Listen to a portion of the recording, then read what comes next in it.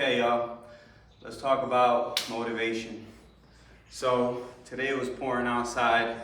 It's kind of like, it's a gloomy day, it's yucky outside.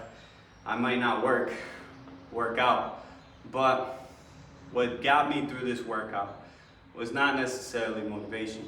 It was just the constant discipline that I built up over time from overstressing my body in stressful situations with physical and mental stress. There is a cap of physical and mental stress that maybe you can withstand within your life right now, and you think it's an intense amount, but there's always more that can be added to your plate as you probably have aged and grown and realize that your pain tolerance has increased and stress tolerance has increased.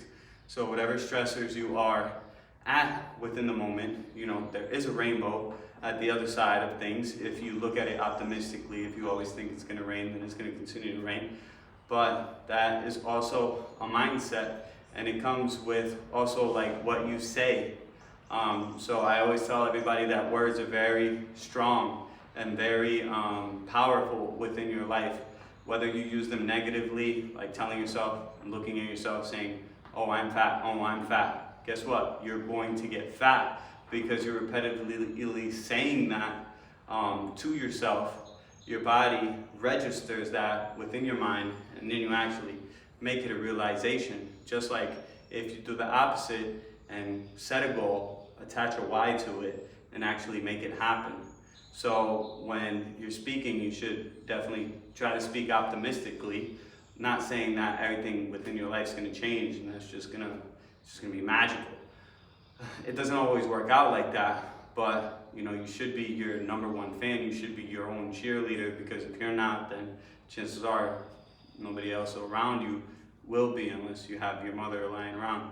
But what I want to talk about as far as motivation comes and goes. It's like a little flame that's lit up and then it sinks and pauses. So you have to find ways to continue to make yourself as motivated as possible.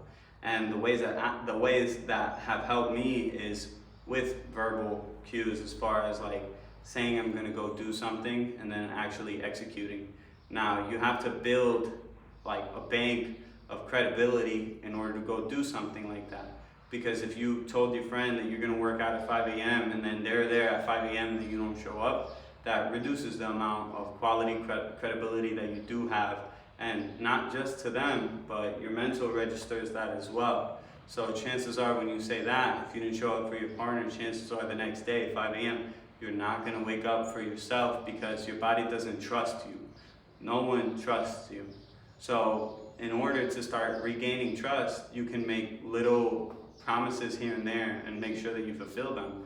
So very few times will I say something nowadays, not that I'm perfect or anything, but I'll say something that I'll regret saying. If I say something, I am so bound to my word as much as I possibly can, or I'm completely like distraught or apologizing for something that I haven't gotten done, for instance, because I used to be on a complete extreme of the other side of just giving promises and not getting them done. But that breaks down your integrity, and then it also breaks down your discipline. So, be careful making your goals. If you're saying I'm gonna wake up at 4 a.m., maybe try not to be so strict on yourself. Maybe you're starting at 8 a.m. or maybe you're starting at 7:45 or 7:30. Make a smaller goal and then, build your calluses over time, and then start to make those big meaty goals and attach a why to them.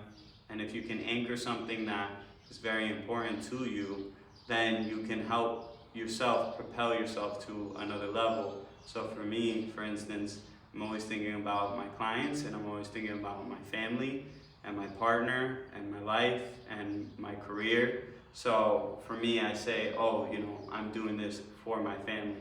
And if I don't get this done, then how would I look coming back to my family? I'd be completely ashamed of myself if I didn't get my 30 minutes of cardio done.